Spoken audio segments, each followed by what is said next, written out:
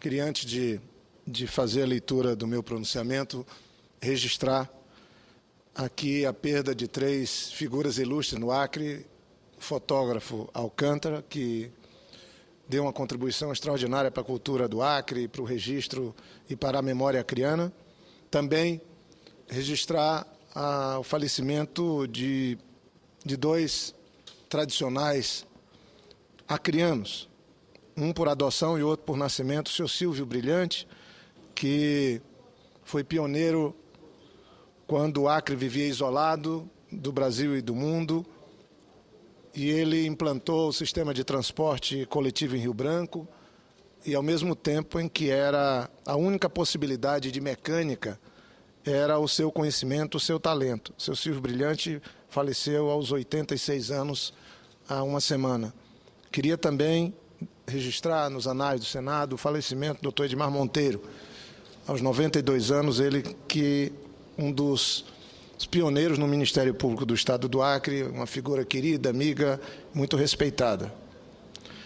E exatamente na hora que faço referência ao falecimento de 2 pessoas idosas, senhor presidente, no meu estado, na minha cidade de Rio Branco, é que eu faço a leitura desse pronunciamento.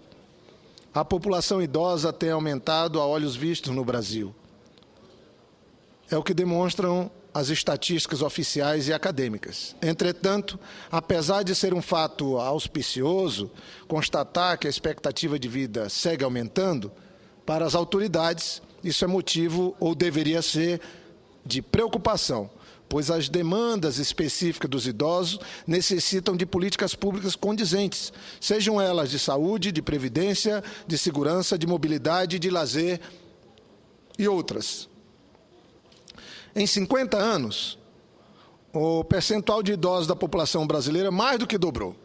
Em 1960, as pessoas com mais de 60 anos somavam 3,3 milhões de habitantes, representando 4,7% da população, que na época era de 70 milhões.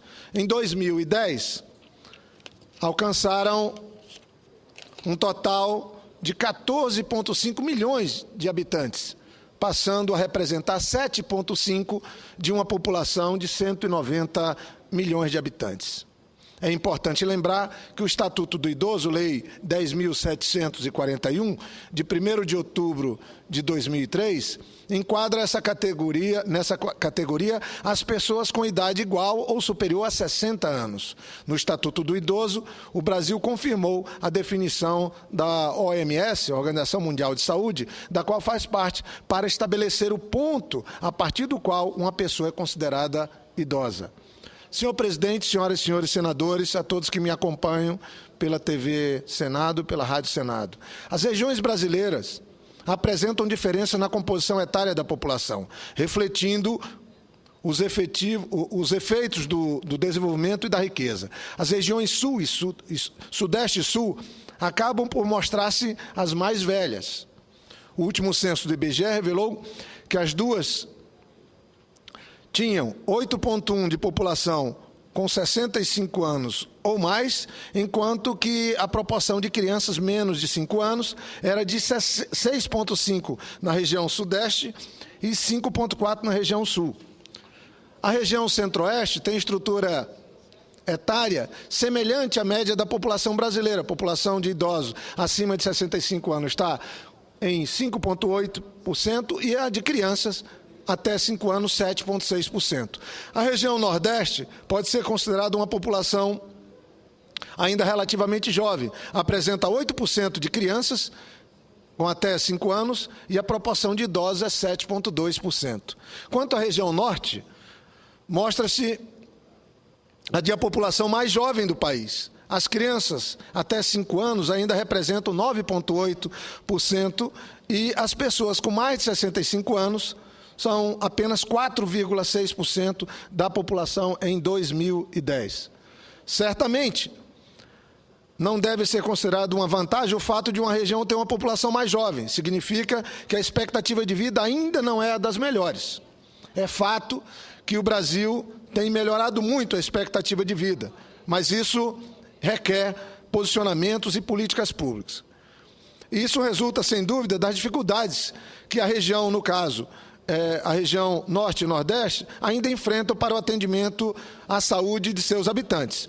Senhor presidente, senhoras e senhores senadores, ainda se pode sentir certa dose de preconceito social contra a pessoa idosa, mas os próprios idosos avaliam que estar na terceira idade atualmente é muito melhor do que já foi quando eles eram jovens. Hoje, os brasileiros podem valer-se do Estatuto do Idoso, que lhes garante direitos importantes e proteção nos casos em que se sintam inferiorizados ou ameaçados. Mas o Estatuto não conseguiu eliminar a violência contra os idosos, sendo que muitas ocorrências se dão dentro do próprio lar. Um estudo extenso sobre a condição dos idosos, realizado pelo Serviço Social do Comércio e pela Fundação Perseu Abramo, em 2007, apontou que, veja os números, senhor presidente, cerca de 15% dos idosos eram vítimas de violência nas mais diversas formas. É provável que a questão da violência guarde uma relação direta com a renda do idoso, já que, em muitos casos, ele contribui para a manutenção da família em que vive. O estudo da Fundação Perseu Abramo apontou que apenas 71% dos idosos têm um controle total do dinheiro que recebe. Temos quase 30% dos idosos que não têm o controle do dinheiro que recebe.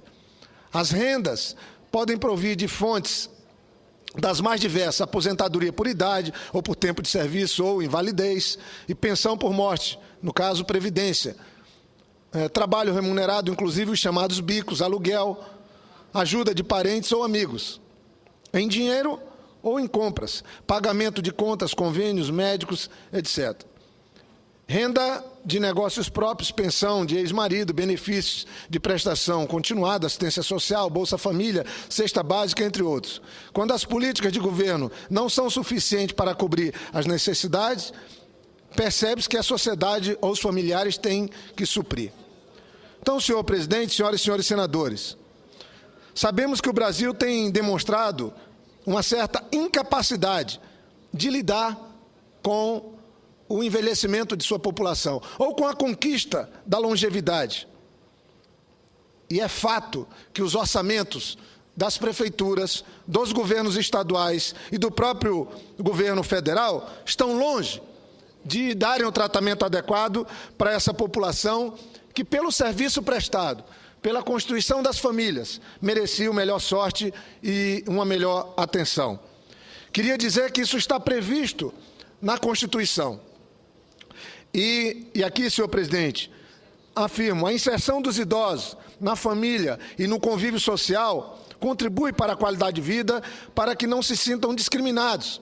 Eu mesmo tenho o privilégio de ainda ter a convivência dos meus pais, a minha mãe Silvia e meu pai Wilde. Claro que minha mãe com 86 anos, meu pai com 84, sempre uma convivência mais longa acompanhada dos desafios, doenças e algumas dificuldades físicas. Mas nada substitui a convivência que podemos usufruir diariamente na minha família. Então, sem dúvida, é motivo de alegria e satisfação para o idoso verem-se solicitados a dar opinião, podendo ter uma convivência familiar, estabelecendo amigos, convivência com amigos. Mas nossas cidades estão longe de estarem preparadas para esse novo desafio brasileiro, que é uma conquista, que é a população idosa aumentando. Hoje em dia, observamos que a maioria das comunidades dispõe de grupos de convivência entre idosos, muitas vezes contando com apoio governamental, mas em muitos casos, sem nenhum tipo de apoio governamental, mais uma manifestação da sociedade. É claro que as famílias também, que dispõem de recursos materiais, elas podem dar uma melhor condição para o idoso em casa. O desafio nosso e a dificuldade nossa, senhor presidente, é como lidar com pessoas idosas a partir de famílias pobres. E é nesse sentido que eu queria concluir, senhor presidente, dizendo que a velhice é inevitável. O sofrimento que a acompanha em muitos casos pode ser amenizado por políticas adequadas de saúde, de acessibilidade, pela valorização e pelo respeito das comunidades em que cada idoso se insere. E concluo. Meu intuito com esse pronunciamento foi chamar a atenção para o fato de que, apesar dos avanços que temos conseguido com as ações de valorização dos idosos, as instituições e o Estatuto do Idoso, ainda há muito a ser feito em benefício das pessoas que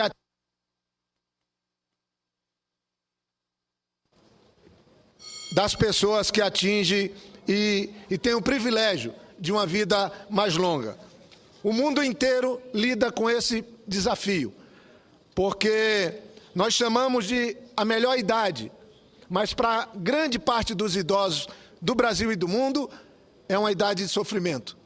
Uma parcela enorme das famílias não reúne as condições adequadas para cuidar de um idoso. Então o Brasil vive dois grandes desafios nesse momento. Um já vejo contemplado, que é com as crianças, no Brasil carinhoso. Mas acho que ainda há muito a fazer pelos idosos para que o Brasil possa estar à altura de um país que conseguiu criar um ambiente para ter maior longevidade para a sua população. Mas para isso é preciso políticas públicas bem definidas, tanto no plano federal, estadual e municipal. É o mínimo que nós temos a fazer pelas pessoas que nos deram vida, senhor presidente. Muito obrigado.